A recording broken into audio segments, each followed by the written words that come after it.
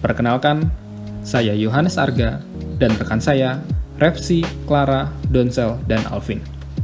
Pada kesempatan kali ini, kami dari kelompok terakhir akan memaparkan materi manajemen pemasaran chapter 17, yaitu mengenai direct online social media and mobile marketing. Secara garis besar, kita akan membedah mengapa pemasaran langsung merupakan bentuk pemasaran dengan pertumbuhan yang paling cepat. Terdapat 5 bagian yang akan kami jelaskan pada kesempatan kali ini. Dan di akhir presentasi akan ditutup dengan sebuah studi kasus. Masing-masing bagian akan dijelaskan oleh masing-masing dari anggota kami. Pertama-tama, kita akan memahami apa itu direct marketing. Direct marketing adalah sebuah metode pemasaran yang secara langsung melibatkan antara perusahaan dengan customer. Dengan menggunakan metode ini, baik perusahaan maupun customer dapat memperoleh feedback secara langsung untuk informasi yang mereka inginkan kapanpun dan dimanapun. Sebelumnya, direct marketing hanya digunakan oleh beberapa perusahaan sebagai metode atau media pelengkap dalam memasarkan produk mereka. Namun, seiring berjalannya waktu dan angka pertumbuhan dari direct marketing yang menjanjikan, hampir semua perusahaan startup pada saat ini menggunakan direct marketing sebagai metode utama dalam bisnis mereka.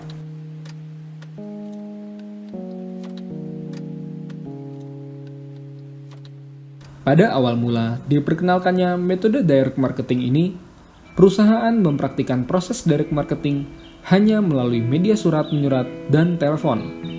Namun, dengan berkembangnya teknologi internet, kemudahan mendapatkan informasi melalui handphone maupun laptop kita, proses direct marketing ini mengalami perubahan yang sangat drastis. Sebagai contoh, sebuah perusahaan e-commerce ternama asal Singapura yang berdiri pada tahun 2015 yang lalu menjadikan direct marketing sebagai metode utama dalam bentuk model bisnis yang mereka jalani. Pemasaran digital langsung bertumbuh sangat pesat dalam dunia pemasaran. Bahkan, menurut penelitian terbaru, sebuah perusahaan di Amerika Serikat mengeluarkan anggaran iklannya 6% lebih banyak dari tahun sebelumnya. Mengingat saat ini masyarakat lebih sering menghabiskan waktu pada handphone atau tablet mereka, menjadi alasan mengapa pengeluaran pemasaran digital lebih tinggi dibandingkan iklan di televisi. Sebagai ilustrasi, pada sebelah kiri Anda, kami gambarkan pertumbuhan direct marketing dalam 3 kuartal. Digital marketing berbasis online digambarkan dengan warna pink, iklan televisi berwarna hijau, dan media iklan cetak berwarna abu-abu. Tentu saja, pertumbuhan metode direct marketing ini hanya mungkin dilakukan karena prosesnya menguntungkan bagi seluruh pihak. Dengan direct marketing, siapapun dengan mudah dapat mendapatkan informasi atas produk yang mereka inginkan melalui telepon maupun website dengan mudah dan cepat. Bagi pembeli, direct marketing sangatlah mudah, nyaman, dan aman. Pembeli mendapatkan informasi dimanapun dan kapanpun mengenai produk yang mereka inginkan, terutama dengan adanya fitur review dan daftar produk dengan penjualan terbanyak, mampu memudahkan pembeli memutuskan produk apa dan dari mana ia melakukan transaksinya. Bagi penjual, memungkinkan alternatif biaya rendah, efisien, dan cepat untuk menjangkau pasar mereka. Penjual mampu menggapai target pasar dalam jumlah kecil dan mampu menawarkan penjualan dengan tingkat fleksibilitas yang sangat baik.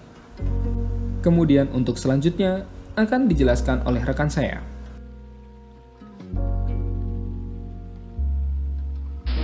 Pemasaran langsung dan digital melibatkan keterlibatan langsung dengan konsumen individu yang ditargetkan dengan cermat dan komunitas pelanggan untuk mendapatkan tanggapan langsung dan membangun hubungan pelanggan yang langgeng. Perusahaan menggunakan pemasaran langsung untuk menyesuaikan penawaran dan konten mereka untuk kebutuhan dan kepentingan segmen yang didefinisikan secara sempit atau pembeli individu. Dengan cara ini, mereka membangun keterlibatan pelanggan, komunitas merek, dan penjualan. Model pemasaran yang baru, pemasaran langsung awal perusahaan katalog, mengirim surat langsung dan katalog masker, mengumpulkan nama pelanggan dan menjual barang terutama melalui surat dan telepon. Hari ini namun didorong oleh lonjakan penggunaan dan pembelian internet serta kemajuan besar dalam teknologi digital dari smartphone, tablet dan perangkat digital lainnya hingga serentetan media sosial dan seluler online. Pemasaran langsung telah mengalami kemajuan besar transformasi. Sebagian besar perusahaan masih menggunakan pemasaran langsung sebagai saluran atau media pelengkap. Pertumbuhan pesat pemasaran langsung dan digital. Pemasaran langsung dan digital menjadi bentuk pemasaran yang tumbuh paling cepat. Menurut satu sumber, perusahaan AS akan menghabiskan sekitar 163 dolar miliar untuk langsung dan pemasaran digital tahun ini, lebih dari 6% dibandingkan tahun sebelumnya. Langsung pemasaran terus menjadi lebih berbasis internet dan pemasaran langsung digital mengklaim bagian yang melonjak dari pengeluaran pemasaran dan penjualan. Misalnya, pemasaran AS akan menghabiskan sekitar 60 dolar miliar untuk iklan digital tahun lalu, naik 20% dibandingkan tahun sebelumnya. Total pengeluaran iklan digital termasuk tampilan online dan iklan penelusuran media sosial, seluler, video, email, dan lainnya. Sekarang akun untuk bagian terbesar dari pengeluaran media, akan melampaui pengeluaran televisi, dan sebagai konsumen menghabiskan lebih banyak waktu di tablet dan ponsel cerdas mereka. Belanja iklan untuk iklan seluler meledak. Tahun lalu saja belanja iklan seluler meningkat sebesar 66%. dan pada 2019 akan mencapai 29% yang diharapkan dari total iklan AS pengeluaran. Manfaat pemasaran langsung dan digital bagi pembeli dan penjual.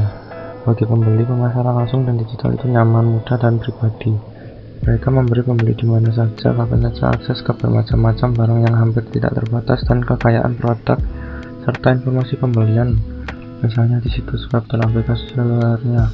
Melalui pemasaran langsung, pembeli dapat berinteraksi dengan penjual melalui telepon atau di situs web atau aplikasi seluler penjual untuk membuat dengan tepat konfigurasi informasi produk atau layanan yang mereka inginkan dan kemudian memesannya di tempat. Terakhir, bagi konsumen yang menginginkannya, pemasaran digital melalui online, seluler, dan media sosial memberikan rasa keterlibatan merek dan komunitas tempat untuk berbagi informasi dan pengalaman mereka dengan penggemar merek lain.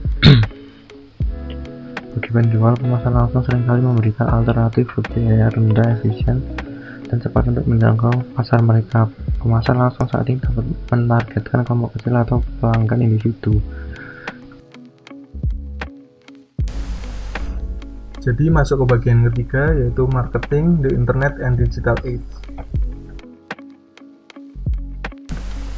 Banyak dari bisnis dunia saat ini dilakukan melalui jaringan digital yang menghubungkan orang dan perusahaan. Saat ini, orang terhubung secara digital dengan informasi, merek, dan satu sama lain hampir setiap saat dan hampir di mana saja.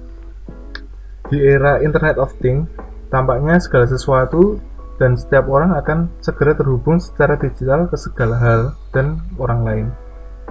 Era digital telah mengubah pengertian pelanggan tentang kenyamanan, kecepatan, harga, informasi produk, layanan, dan interaksi merek. Hasilnya, ini telah memberikan pemasar cara baru untuk menciptakan nilai pelanggan, melibatkan pelanggan, dan membangun hubungan kepada pelanggan.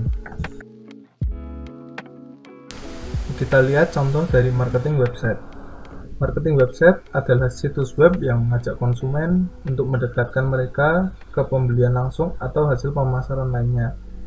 Kita lihat contoh dari website perusahaan Unilever. Sudah bagus dari awal dan kini kualitasnya semakin meningkat dan semakin efektif. Unilever berhasil menciptakan citra perusahaan yang peduli terhadap sustainability. Salah satu kampanyenya adalah membantu warga India untuk memperoleh toilet yang layak.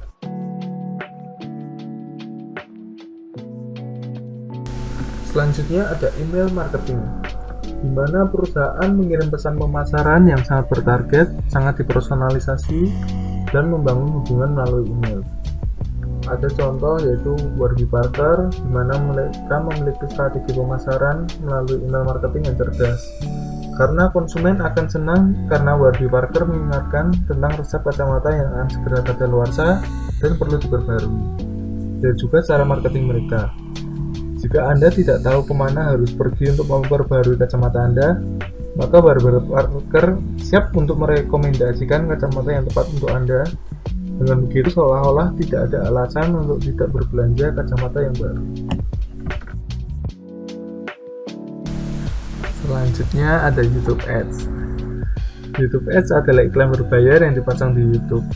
Mungkin kita kerap mengalami saat melihat video di YouTube, tiba-tiba muncul iklan sebelum video pilihan kita muncul. Itulah yang dinamakan YouTube Ads. Manfaat beriklan melalui YouTube Ads adalah Anda hanya membayar saat seseorang memilih untuk menonton video Anda, baik dengan mengkliknya atau menonton semuanya. Ini berarti video Anda ditonton oleh pemirsa yang Anda tahu tertarik dengan produk atau layanan yang ditawarkan. Dengan kata lain, iklan Anda lebih tertarget dan tersegmentasi dengan jelas. Social media and mobile marketing. Pemasaran media sosial. Lonjakan penggunaan internet dan teknologi digital serta perangkat telah melahirkan berbagai media sosial online dan komunitas digital lainnya yang mempesona. Tentu saja, dimanapun konsumen berkumpul, pemasar pasti akan mengikuti. Sebagian besar pemasar sekarang menunggangi gelombang besar media sosial. Menurut sebuah survei, 92% perusahaan AS sekarang mengklaim bahwa pemasaran media sosial penting untuk bisnis mereka. Lalu, media sosial itu sendiri juga belajar bagaimana membuat mereka mengkomunikasikan platform yang sesuai untuk memasarkan konten dengan cara yang menguntungkan pengguna dan merek media sosial. Sebagian besar media sosial, bahkan yang paling sukses pun, masih menghadapi masalah monetisasi. Bagaimana mereka dapat memanfaatkan potensi pemasar dari komunitas besar mereka secara menguntungkan untuk menghasilkan uang tanpa membuat pengguna setia. Menggunakan sosial media. Pemasar dapat terlibat dalam media sosial dengan dua cara. Yang pertama, mereka dapat menggunakan media sosial yang sudah ada. Yang kedua, mereka dapat mengaturnya sendiri. Namun, cara yang paling mudah adalah menggunakan media sosial yang ada. Contoh merek yang membuka toko di sejumlah situs media sosial adalah Chicago Bulls dan Coca-Cola. Media sosial semacam itu dapat menciptakan komunitas merek yang substansial. Misalnya, Chicago Bulls memiliki lebih dari 17 juta penggemar Facebook, Coca-Cola memiliki 105 juta penggemar Facebook yang menakjubkan. Keuntungan dan tantangan pemasaran media sosial. Menggunakan media sosial menghadirkan keuntungan. Yang pertama adalah media sosial ditargetkan dan bersifat pribadi. Mereka memungkinkan pemasar untuk membuat dan berbagi konten merek yang disesuaikan dengan konsumen individu dan komunitas pelanggan. Yang kedua, media sosial bersifat interaktif, menjadikannya ideal untuk memulai dan berpartisipasi dalam percakapan pelanggan dan mendengarkan umpan balik pelanggan. Yang ketiga, media sosial juga bersifat langsung dan tepat waktu. Mereka dapat digunakan untuk menjaga pelanggan kapan saja, di mana saja, dengan konten pemasaran yang relevan dan tepat waktu terkait kejadian dan aktivitas merek. Yang keempat, keterlibatan dan kemampuan berbagi sosial mereka. Media sosial sangat cocok untuk menciptakan keterlibatan pelanggan dan komunitas untuk melibatkan pelanggan dengan merek dan satu sama lain. Lebih dari saluran lainnya, media sosial dapat melibatkan pelanggan dalam membentuk dan berbagi konten merek, pengalaman, informasi, dan ide. Lalu, menggunakan media sosial menghadirkan tantangan pula. Yang pertama, banyak perusahaan masih bereksperimen dengan cara menggunakan secara efektif dan hasilnya sulit diukur. Yang kedua, jaringan sosial semacam itu sebagian besar dikendalikan oleh pengguna. Tujuan perusahaan dalam menggunakan media sosial adalah menjadikan merek sebagai bagian dari percakapan dan kehidupan konsumen. Namun, pemasar tidak bisa begitu saja memanfaatkan interaksi digital konsumen. Mereka harus mendapatkan hak untuk berada di sana. Daripada mengganggu, pemasar harus menjadikan bagian berharga dari pengalaman online dengan mengembangkan aliran konten yang menarik. Karena konsumen memiliki begitu banyak kendali atas konten media sosial, bahkan kampanye media sosial yang tampaknya tidak berbahaya pun dapat menjadi bumerang. Pemasaran media sosial terintegrasi. Perusahaan yang menggunakan media sosial berhasil mengintegrasikan berbagai media untuk menciptakan berbagi sosial, keterlibatan, dan komunitas pelanggan terkait merek. Mengelola upaya media sosial suatu merek bisa menjadikan pekerjaan yang besar. Misalnya, Starbucks adalah salah satu pemasar media sosial yang paling sukses. Tim media sosial intinya terhubung dengan penggemarnya melalui 30 akun di 12 platform sosial yang berbeda. Pelanggan dapat dan benar-benar terlibat dengan Starbucks hingga puluhan juta secara digital tanpa pernah menginjakkan kaki di toko. Lebih dari sekedar menciptakan keterlibatan dan komunitas online, kehadiran media sosial Starbucks juga mendorong pelanggannya untuk datang ke tokonya. Misalnya, dalam promosi media sosial besar pertamanya 6 tahun lalu, Starbucks menawarkan kue gratis dengan pembelian minum di pagi hari. 1 juta orang muncul promosi dengan cara tweet a coffee dan menandai teman di Twitter. Itu dapat menghasilkan $180.000 dalam menjualan minuman gratis kue dalam jangka waktu kurang lebih dari 1 bulan. Pemasaran seluler. Pemasaran seluler menampilkan pesan pemasaran, promosi, dan konten pemasaran lainnya yang disampaikan kepada konsumen yang sedang dalam perjalanan melalui perangkat seluler mereka. Pemasar menggunakan pemasaran seluler untuk melibatkan pelanggan di mana saja, kapan saja, selama proses pembelian dan pembangunan hubungan. Penggunaan perangkat seluler yang meluas dan lonjakan lalu lintas web seluler telah menjadikan pemasaran seluler suatu keharusan bagi sebagian besar merek. Dengan perkembangan ponsel, smartphone, dan tablet baru-baru ini, penetrasi perangkat seluler sekarang lebih dari 100% di Amerika Serikat. Banyak orang memiliki lebih dari satu perangkat seluler. Hampir 70% orang di Amerika Serikat memiliki ponsel cerdas. Pasar aplikasi seluler telah meledak secara global. Lalu, ada lebih dari 3 juta aplikasi yang tersedia, dan rata-rata ponsel cerdas memiliki 11 hingga 20 aplikasi yang terpasang di dalamnya. Kebanyakan orang menyukai ponsel mereka dan sangat bergantung padanya. Menurut sebuah penelitian, hampir 90% konsumen yang memiliki smartphone, tablet, komputer, dan TV akan melepaskan semua layar lain itu sebelum menyerahkan ponsel mereka. Rata-rata, orang Amerika memeriksa ponsel mereka 46 kali sehari sampai 74 kali sehari untuk usia 18 hingga 24 tahun dan menghabiskan 3 jam 40 menit sehari menggunakan aplikasi, berbicara, mengirim SMS, dan menjelajahi web. Jadi, meskipun TV masih menjadi bagian besar dari kehidupan orang, seluler dengan cepat menjadi layar pertama mereka. Jauh dari rumah itu satu-satunya layar mereka. Lalu, bagi konsumen, smartphone atau tablet bisa menjadi teman berbelanja yang praktis. Ini dapat memberikan informasi produk saat berpergian, perbandingan harga, saran dan ulasan dari konsumen lain, dan akses ke penawaran instan. Satu studi baru-baru ini menemukan bahwa 90% pembelian yang membawa ponsel cerdas telah menggunakan ponsel mereka saat berbelanja. Maka tidak mengherankan, lebih dari 42% dari semua pembelian e-niaga dilakukan di perangkat seluler. Seluler menyediakan platform yang kaya untuk melibatkan konsumen lebih dalam saat mereka menjalani proses pembelian dengan alat mulai dari iklan seluler, kupon, dan teks ke aplikasi dan situs web seluler. Belanja iklan seluler diperkirakan akan melampaui belanja iklan TV pada tahun 2020. Hampir semua pemasaran utama dari Nike, H&M, hingga supermarket lokal sekarang mengintegrasikan pemasaran seluler ke dalam program pemasaran langsungnya. Perusahaan menggunakan pemasaran seluler untuk melakukan pembelian langsung, mempermudah belanja, memperkaya pengetahuan tentang merek tersebut. Ini memungkinkan pemasar memberikan informasi insentif dan pilihan kepada konsumen pada saat mereka menyatakan minat atau saat mereka paling mungkin membuat pilihan pembelian. Di sini ada contoh situs dari H&M dan Kik Avenue yang dimana mereka melakukan pemasaran seluler, sehingga mempermudah pembeli untuk membeli barangnya tanpa harus menginjakkan kaki di toko mereka.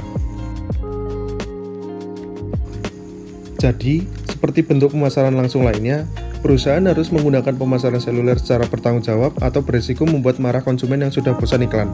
Kebanyakan orang tidak ingin diganggu oleh iklan secara teratur, jadi pemasar harus pintar tentang cara mereka melibatkan orang di perangkat seluler. Kuncinya adalah memberikan informasi dan penawaran yang benar-benar berguna yang akan membuat konsumen ingin terlibat. Oke, sekarang kita akan masuk ke bagian 5. Di sini kita akan membahas tentang tradisional direct marketing. Jadi sekarang itu teknologi emang udah canggih banget, tapi masih ada beberapa cara-cara tradisional yang masih dipertahankan. Contohnya yang bisa kita lihat di slide ini tuh ada penjualan face-to-face atau personal selling, ada direct email, ada pemasaran katalog, telemarketing, pemasaran melalui televisi, atau pemasaran kios. Mari kita kupas satu-satu.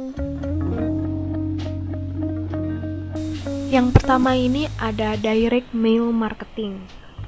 Maksudnya ini pemasaran yang terjadi dengan mengirimkan penawaran, pengumuman, pengingat, atau barang lainnya secara langsung kepada seseorang dengan alamat tertentu.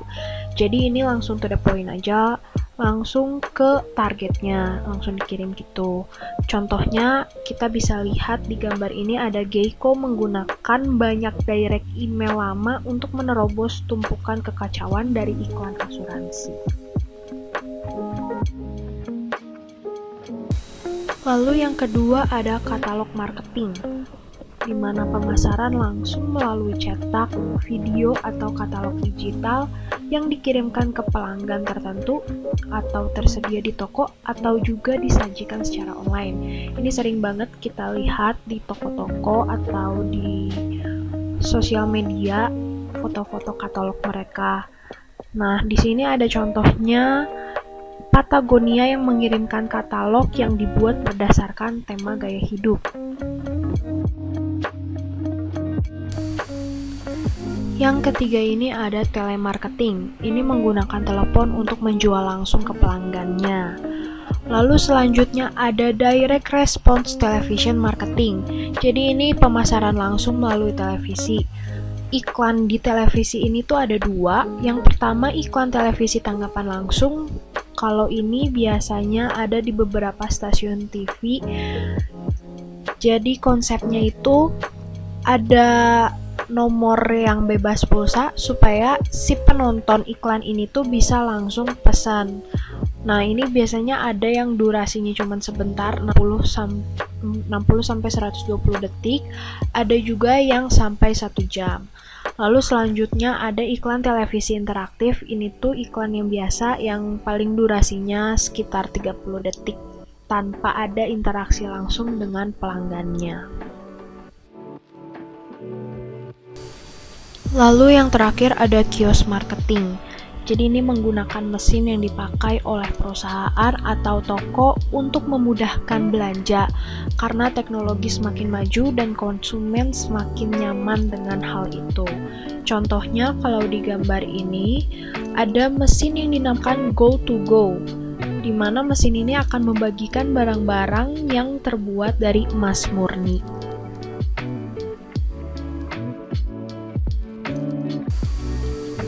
Oke, jadi ternyata di dalam bab ini juga memiliki isu atau permasalahan.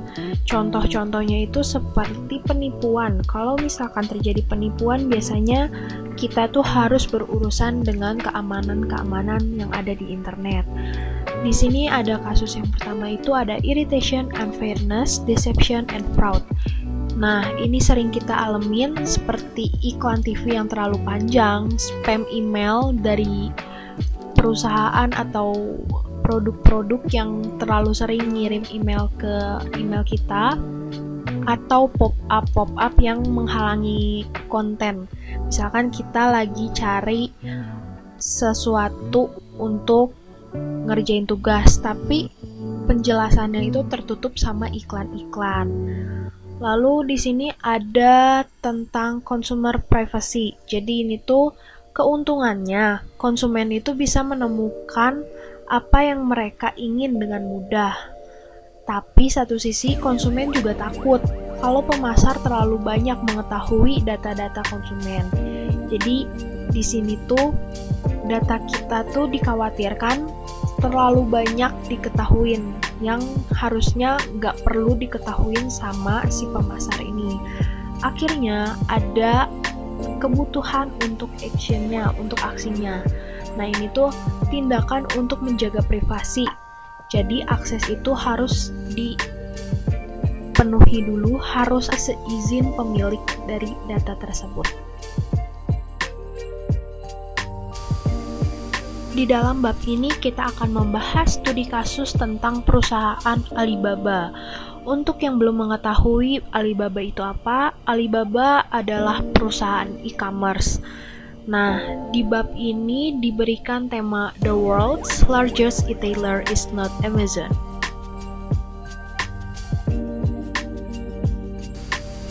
Mungkin perusahaan ini di Indonesia belum terlalu familiar untuk didengar karena ini adalah perusahaan yang berasal dari China.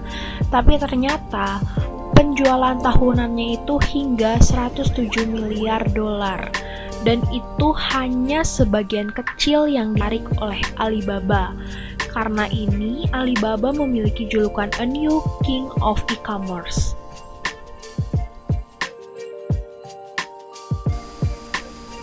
Perusahaan ini didirikan oleh Jack Ma. Jack Ma itu yang ada di foto ini. Nah, Jack Ma itu awalnya nggak dipercaya untuk bisa melakukan sesuatu yang besar. Karena apa? Jack Ma itu dulu pernah gagal ujian masuk perguruan tinggi sebanyak 2 kali. Pernah juga ditolak di sejumlah pekerjaan, termasuk menjadi manajer KFC. Jadi orang-orang itu nggak percaya, dan Jack Ma itu awalnya bukan orang terpandang, jadi nggak pernah diperhatiin. Tapi dalam perjalanan bisnis dia ke Amerika, Jack Ma itu dihadapkan oleh World Wide Web yang tidak ada konten bahasa Mandarinnya sama sekali. Setelah usahanya yang gagal dalam memulai perusahaan internet di China, Jack Ma akhirnya mengumpulkan 17 temannya di apartemen pada tahun 1999 memulai membangun pasar online. Oke, jadi Alibaba ini maju, kita juga tidak bisa pungkiri karena potensi pasar di Tiongkoknya sendiri. Mengapa? China ini memiliki sekitar 1,3 miliar penduduk dan ekonominya yang kita tahu sekarang pertumbuhannya itu tercepat di dunia. Jadi hal ini tuh membuktikan bahwa pasar Tiongkok memiliki kekuatan dan potensi yang luar biasa. Pesaing di sana pun relatif sedikit sehingga Alibaba memiliki 420 juta pengguna aktif, yang artinya populasi ini lebih besar dari Amerika Serikat.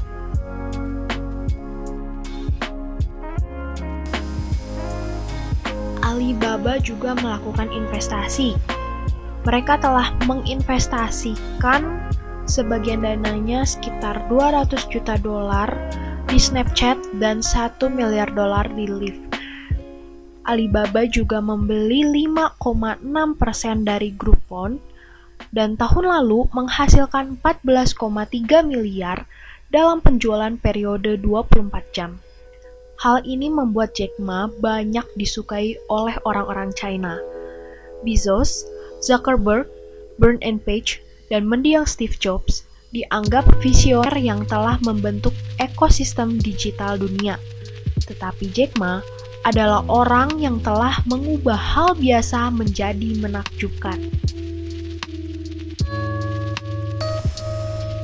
Baik, sekian pembahasan materi dari kelompok kami. Mohon maaf bila ada salah kata. Terima kasih telah mendengarkan video ini hingga akhir. Jika ada yang ingin ditanyakan, bisa langsung bertanya di WhatsApp grup. Kami kelompok 10 pamit undur diri.